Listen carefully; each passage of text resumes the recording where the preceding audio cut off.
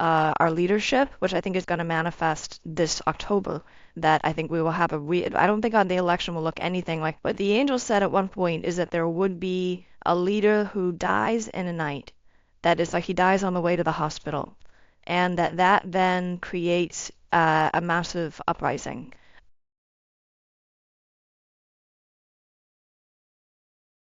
My name is Ann Tucker, and thank you so much for inviting me onto your channel. I am a trance channel. I channel from the angelic realm, and I do that by raising my awareness. I go into a deep meditative state or trance, and from there I raise my awareness up as high as I can go. I go a little higher, I connect, and then messages and information comes through, and I share it on my own channel on YouTube. And I'm actively working in order to try to help people move through this shift in consciousness as easily as possible. So I was born with, and everybody has at least one spiritual gift, at least one, and many people have multiple spiritual gifts.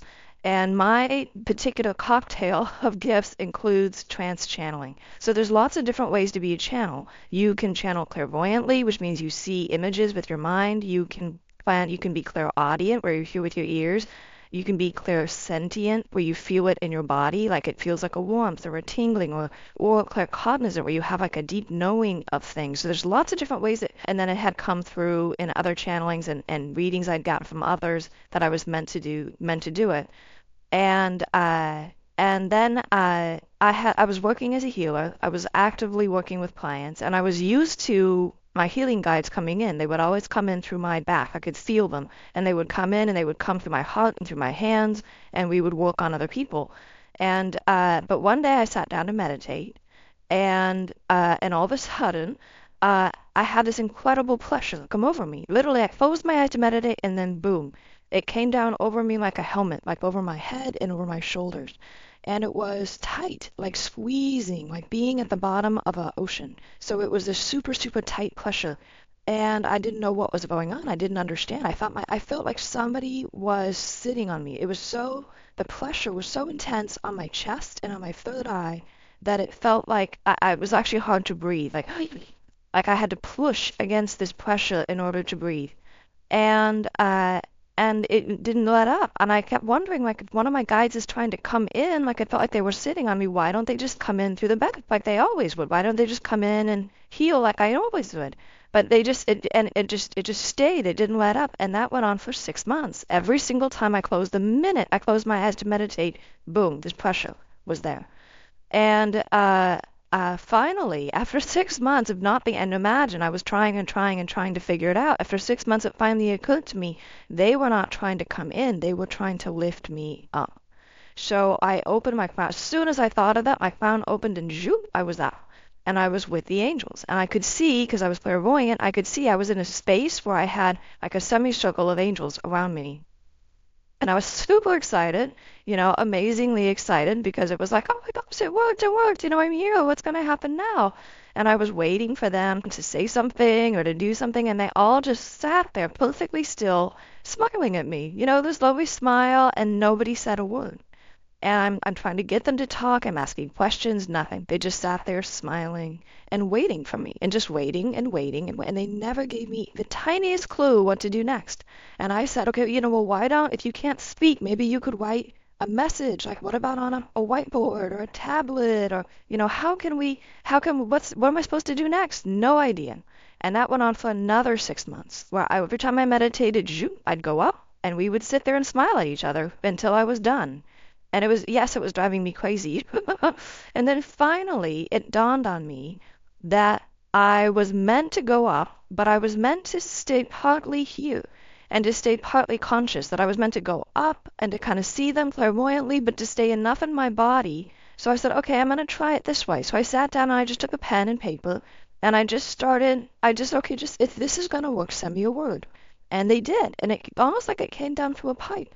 And one word at a time, and I just wrote one word, one word, one word, and I didn't think it was making any sense until I got to the end, and then I read it, and it blew my mind away. It was absolutely gorgeous. And over time, they said, okay, now rather than writing it, try speaking it. Just speak and see what happens. And that's how it developed. And so as time went on, I learned to get more and more and more out of the way and to let them come through and speak through me. But it was not, it was not a thing where I just learned how to do it immediately. For me, it was trial and error and a lot of patience. I've had a lot of forecasts about humanity's future. That is a lot. As a matter of fact, when I first started trans channeling, that was one of the hardest things. Is the some of the first messages that came through were extremely difficult messages about some of the earth changes that are coming. So, like, before we get to the shift in consciousness, we have to go through a pretty significant unraveling. And those were some of the first messages I got. And what the angels said as they came through very clearly, they said, "You must share this." And the last thing I wanted to do was share it. Like, I did not want to be that person that's, the sign that says, "We, the end is near," like it sounded terrible to me. And, eventually I realized, in terms of the messages that were coming, I realized that deep down we all knew this before we got here, and that a lot of people felt it at some level. And in some ways, that not knowing, that vague, unsure uncertainty that I was seeing from a lot of people who were talking about, I just have this feeling. And that was almost worse than just knowing. And I realized that I'm not telling people anything new, I'm just helping to bring to the surface what deep down they already know. And much, much more important is that in many cases it will help a lot of people. So I finally decided to go ahead and share it. But yeah, so some of the first messages that came through were about there's going to be a large earth rift, a rift in the earth. And the angels called it an earth rift. It'll happen most likely somewhere in the Indian Ocean, I believe. They said Indian line near ocean, sort of between India and Indonesia, somewhere there.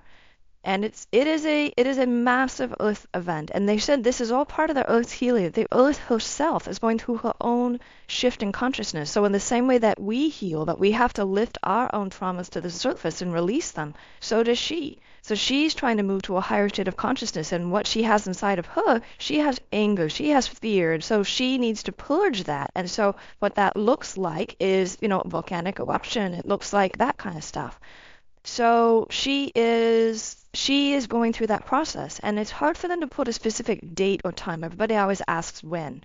I think the Earth rift happens sooner versus later. I think it could be sometime in conjunction with some of the other big events that are coming up. I understand they will give me sort of sequences of things. So some of the first things that happen are this big Earth rift, which they said is a big enough explosion that we will hear it all the way around the world, that it will be a really so Tonga exploded like last year, I think it was, and I thought maybe that was it, but that you could only hear halfway around the world. This was literally everyone on the planet will hear it. It will be that big of a deal. And something very important that I would love to share is that they have said that there will be a gas cloud that comes out of this earth rift. There will be gas that comes. And they said that it will move up and towards Syria, Middle East, Turkey, in that direction. It'll move from that kind of India Ocean area up and that way. And they said that if somebody is living in a region where this gas cloud comes, they said it'll kind of move up to the jet stream and it'll settle, where the air is heavy, it'll settle. If it comes, people need to stay indoors and not go outside. If they stay indoors and don't breathe, don't go outside, they will be okay. But so often people are like, I gotta go check on a relative, I gotta go outside, and they say, don't do that. You gotta, if this comes to an area where someone lives, all they got to do is stay indoors. Keep the doors closed, keep the windows closed, try their best not to breathe the outside air.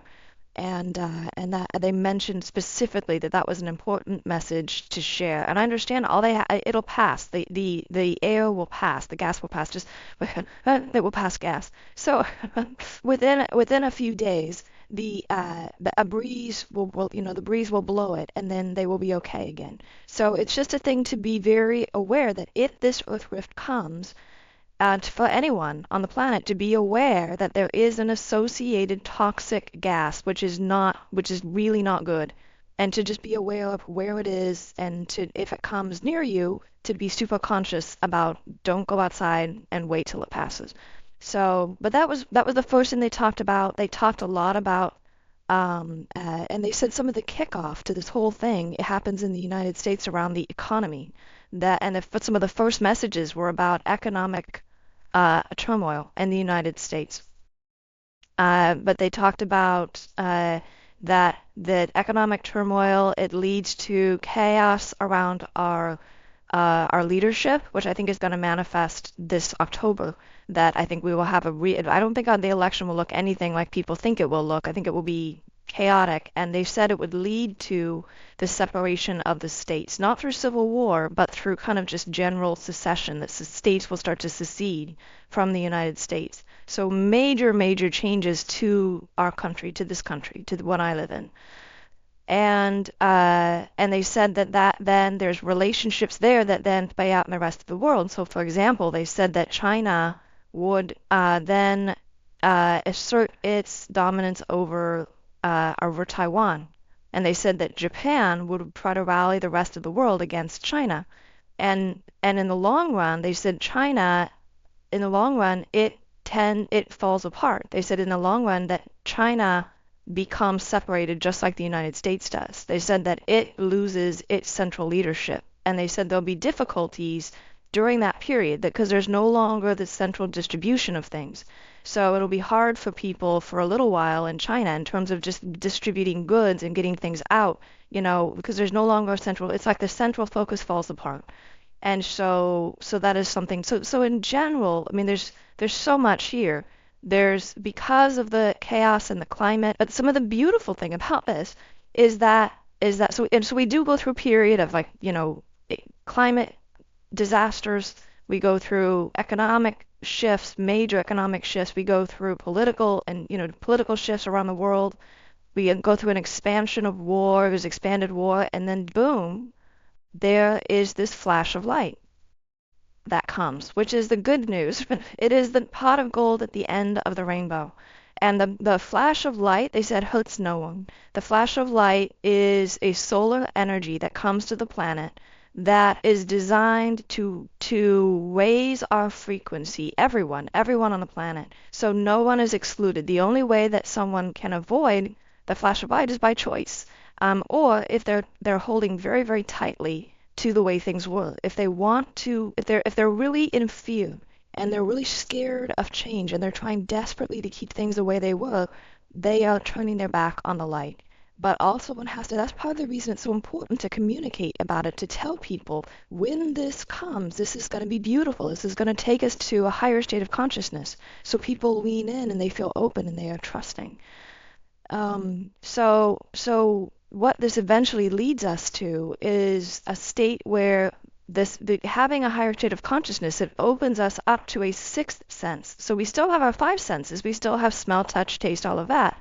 But we develop this higher sixth sense, which gives us like telepathic, almost like if you would consider yourself an empath, it's like empath on steroids, and everybody becomes an empath, where we all feel each other's feelings, where all of a sudden, when we talk to one another, it's not just words, it becomes, I feel your feelings as if I was you. I know your internal emotional state. I understand deeply what your experience is. And when you have that depth of connection with someone, you can't help but love them. It creates this sense of unity between people. And imagine what the world will be like if we're in a situation where we feel each other's feelings to that degree, that how can one person claim that they have more right to natural resources than anyone else if you feel that other person's pain and suffering? It creates a world of peace. Eventually, I don't know how long it takes, but we get to a state of peace, and we get to a state of unity, and it's oneness, it's unity consciousness between everyone, and that is the goal. But we have to unwind all of these systems that are not in alignment with where we're going. So, I mean, it sounds scary in the beginning, but where we're headed is freedom. We're headed to a place where what your life looks like is you're moving from a karmic experience where we are right now living in a world of such density that it is designed to show us, to confront us with our inner wounds, where we're constantly bumping up there against things that trigger us and upset us and hurt us, because that's what we are on the inside. Those are the ways in which we've judged ourselves in the past. So we see it in our outer world and in an attempt to try to see it. It's hard to look inside. We look outside and we see all these wounds, and that's our karmic experience. We're moving from that world, which is a very difficult school. It's a very hard way to learn. We're moving from that into a dharmic experience, which is totally different. In a dharmic world, it's like you're riding on the crest of a wave and reality is coming up to meet you, and you're creating a reality in every moment. And time expands as you need it to. So, say for example, and it doesn't mean we're perfect, because we're still not perfect. When we get to this new reality, we still have wounding. But rather than what happens now, which is that we're kind of in our own world and we're kind of blind to how we're creating a reality where we're having to live that wounding all the time, which is the karmic experience. Instead, we are living in a situation where we're riding on the crest of the wave. We see the wounding rise up and we're able to work with it right there in the moment. We're able to heal it right there in the moment. So it's a really different world. We don't have to suffer. And it becomes something where the goal in this new reality is to understand ourselves as creators, to really understand the challenge of working in this new reality. And it also we become stewards of the earth. So it's a very, very different, it's so much happier, right? So much more joyful. And yeah, so that is where we're headed. And so there's trauma on the way for sure. But they've said, and this is super key, that as we are going through some of these more difficult events, all you got to do is raise your own vibration, shut out what's going on around outside, turn inward and raise your vibration, focus on love, focus on gratitude. And it's easy to think of anything that makes you feel grateful and just go inside and feel those feelings, and it'll help you turn upward and connect. And that is your passage. If you are in a high vibration, the chaos will not hurt you. So yeah, so that is the key. There will be in this process, and that's a difficult part of this, there will be loss of life. But the angels have said that there are many beings who came to the planet knowing that that was going to be the case. And that through the process of that, when they leave, it says that when those people who have chosen to come, who've chosen to leave as part of this experience, that they said they won't have any physical trauma, that they will be taken from their bodies before any pain is felt. So, and they as part of that experience, their frequency will go in. So everybody wins is the moral of the story. The only thing that we have to really look out for is that there's a lot of people on the planet who are not yet on a spiritual journey, on a spiritual path, and they will find a lot of fear in these experiences, and they may find the flash of light very scary and turn away from it. And so eventually they will be looking to people like you for help. They'll say, why are you so happy? How come you're shining so brightly? How do I get some of that? And that's why we're here. That's what I mean about the before team and the after team. That is why we're here, is to help the people that need help. This is meant to be for everyone, for all of us. There's no one that's meant to be excluded. Anybody who wants to come is invited. The fact that the angels do not experience time. They live outside of time. Time is a human construct, and they don't have it. So very, very rarely do they give me dates or times, but they have given me sequences.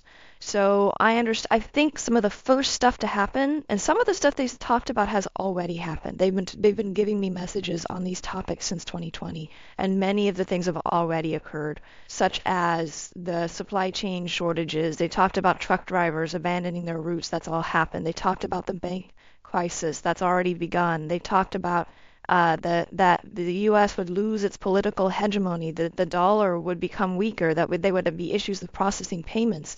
All of these things have all come to pass. And the processing payments thing, I think, and the banking thing, I think there's still a whole lot more to come on those issues.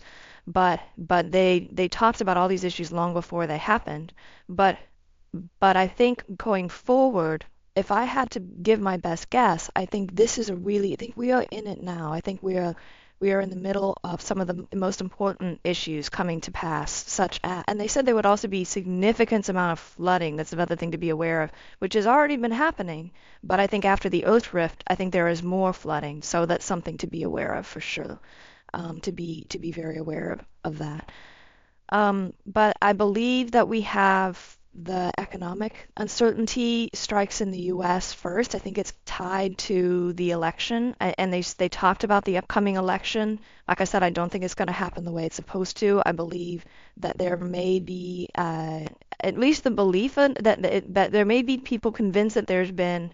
So we may have the death of a leader is possible. And I don't know if the recent assassination attempt on Trump was what they were talking about. Like it could be the timeline shift and it was almost a death of a president, but it still could come that there's the death of a leader. They just said the death of a leader that would lead to riots and that would be the spark that really becomes the separation of the country.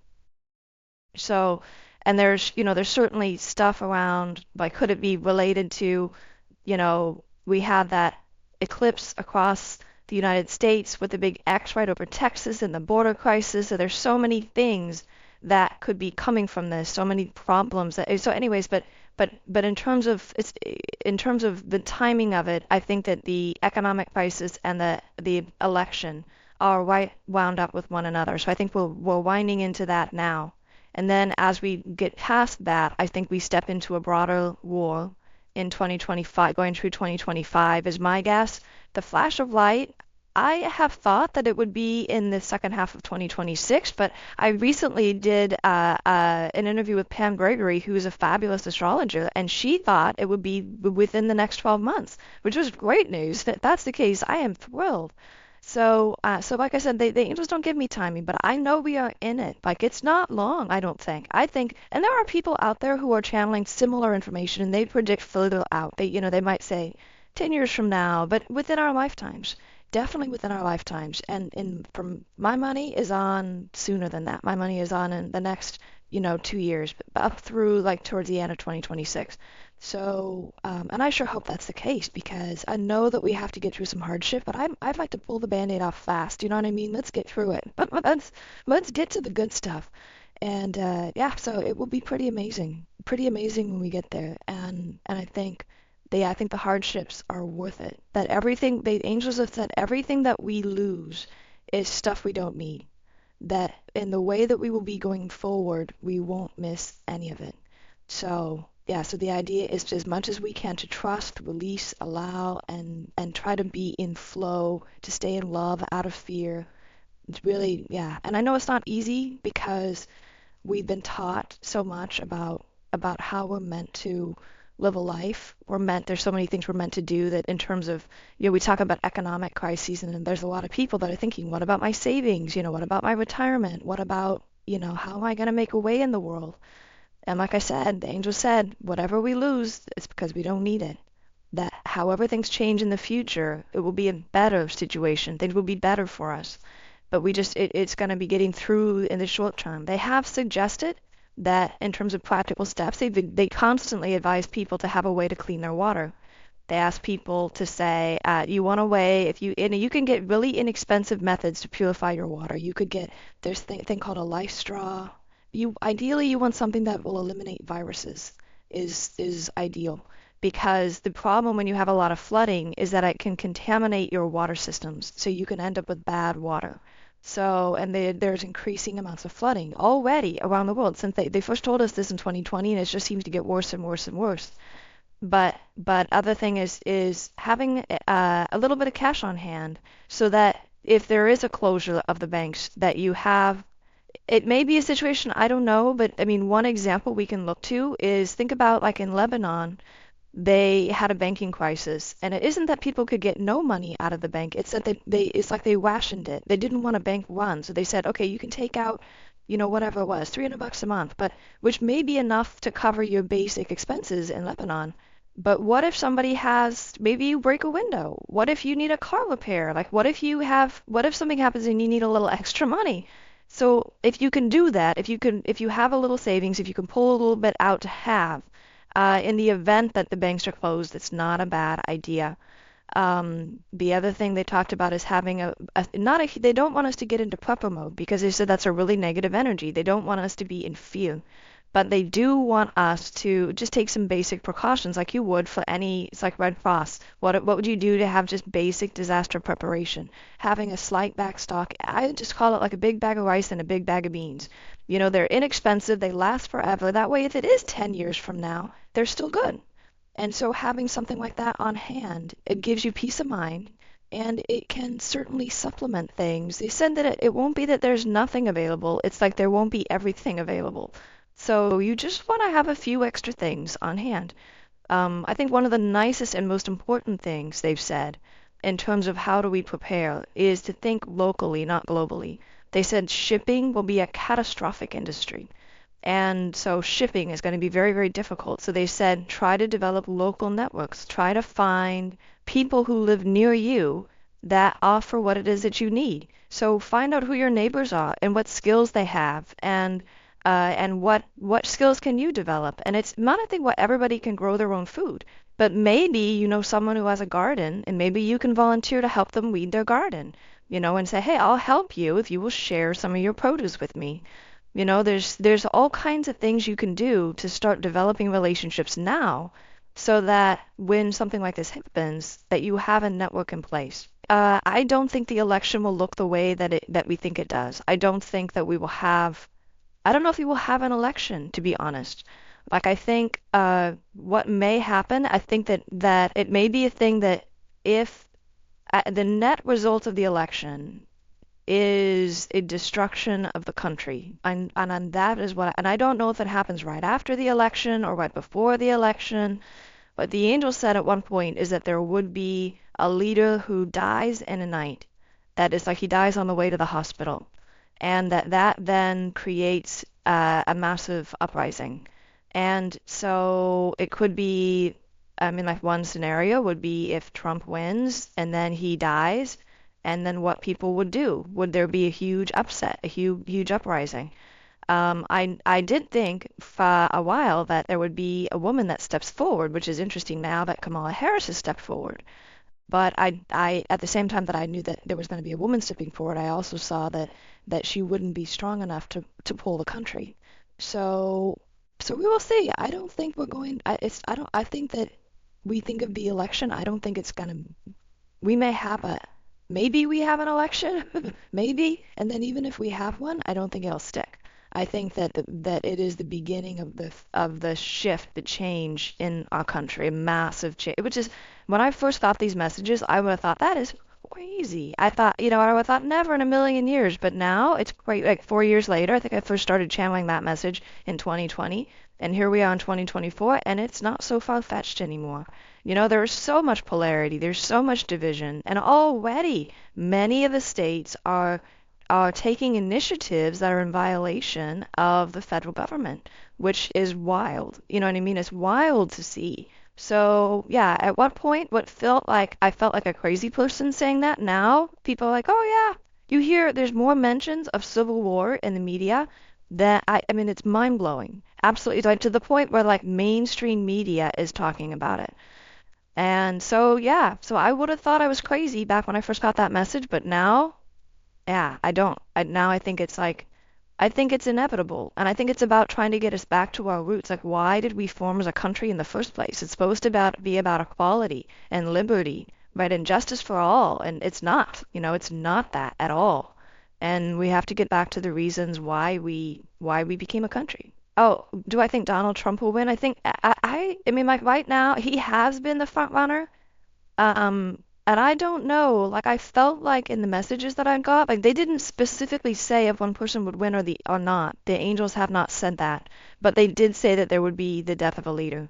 And so, yeah. So I mean, it's like I hope that doesn't happen, but if it is him, it certainly would create an uprising. But it's also it could be. I mean, like I hate to think, what if it was Kennedy, you know, and that would be just a tragic family burden, and that would also create an uprising. I mean, any of them, really. I mean, any leader dies, and it's so polarized. It's going to be crazy. But the way they described it, they said their disenfranchised followers would feel like their voice had been taken from them, And so I think about disenfranchised. So whose followers are disenfranchised? Well, Trump's followers felt disenfranchised when they had that whole campaign about the vote was stolen. They felt disenfranchised, like they didn't get their vote. And then, but so would maybe Kennedy's feel like they were disenfranchised. If he doesn't make it onto the ballot, if he's not included in the election, well, they're disenfranchised. So at first I was like, oh, it's got to be Trump. I'm like, no, wait a minute. It could be, I have no, and I don't even want to put that on anybody. I don't even want to think about that.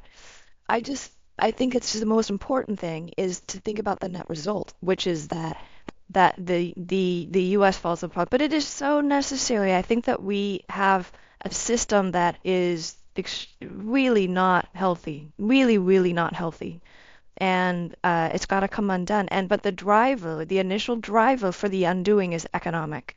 That is what I think. That's why they led with all this stuff about the banking crisis and debt. They kept talking about debt and people not able to pay their debts. And I think it was corporate, I think it was government debt that they're not able to pay their debts.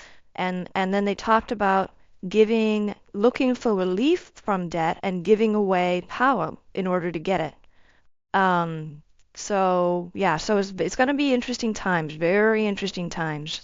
That would apply to just any president. I think it would be in the timeline in which I'm sure they were speaking of one president. Like I said, they were specific when they talked about that it was a president whose followers felt disenfranchised, and then they would then feel like their voice had been taken from them. So this was a leader who spoke their voice, and that they would then feel disenfranchised, or they would feel like after this person died, that would spur riots. So but I don't think, like, for example, if it was meant to be Trump and if Trump escaped it because he had that assassination attempt and he did move his head and didn't get shot, if that was it and the timeline changed, then I don't think it would change the falling of the US, but there might be a different driver to the falling of the US. I think that timelines can change, but like I talked about at the beginning, that there are these really important, I would call them a point of fate, in very important conjunctions in our lives where things are meant to happen one way or another, and we can change all the factors leading up to it. But if that one thing is meant to happen, it's going to happen. I think that the falling of the U.S., it's too critical to the shift in consciousness that what the angels have said is we must have the unwinding of the power structures that keep people in place, that if everything stays the way that it is, people will not be motivated to change. There's too much fear of change, and so we have to remove the structures that are holding people in place. And so the way that they've talked about it, one is that it leads to, the death of a leader, which leads to rioting, which then unfolds in terms of the separating of a country. But if for whatever reason, if that did get us, if Trump escaped that, if that was meant to be him, because that is kind of an interesting coincidence. If that was the case, and if the timeline shifted, which can happen, then it will happen in some other way. And that I feel strongly in that. But I also think maybe it wasn't. Maybe that was just another example of the fact that this is a really polarized, crazy time. So we'll just have to see. But I think the most important thing is for people to kind of buckle down, recognize that we're going to be going through a period of really important change. They said it's an energy of exhaustion. And the way the angels talk about these energies that are part of this unwinding is it's an energy that happens, it's not just in one place.